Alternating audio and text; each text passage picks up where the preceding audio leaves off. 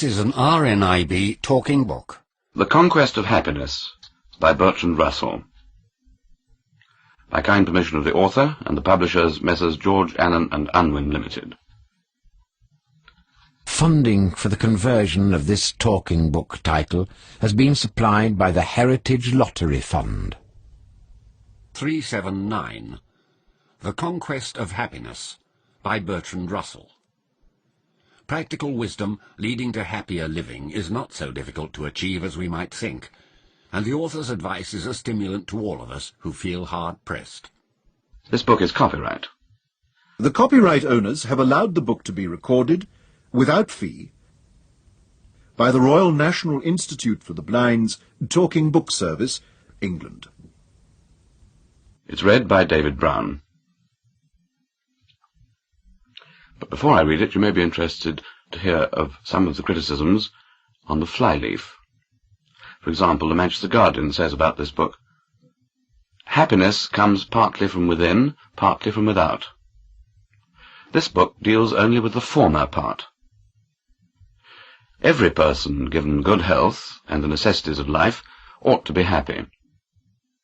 Yet happiness is rare. Why?"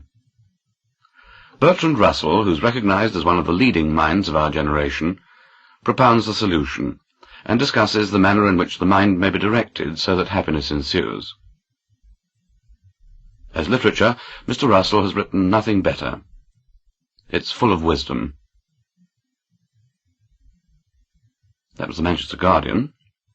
Mr. Max Plowman describes this book as unusually stimulating, and Miss Vera Sackville-West as full of sanity and, above all, of common sense.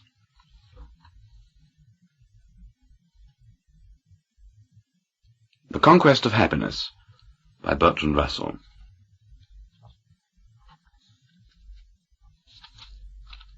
Mr. Russell begins with a quotation from Walt Whitman. "I think I could turn and live with animals. They're so placid and self-contained. I stand and look at them long and long. They do not sweat and whine about their condition. They do not lie awake in the dark and weep for their sins. They do not make me sick discussing their duty to God. Not one is dissatisfied. Not one is demented with the mania of owning things. Not one kneels to another, nor to his kind that lived thousands of years ago.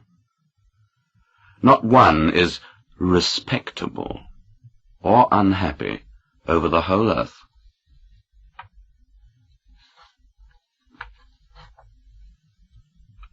This book is not addressed to the learned or to those who regard a practical problem merely as something to be talked about. No profound philosophy or deep erudition will be found in the following pages. I have aimed only at putting together some remarks which are inspired by what I hope is common sense.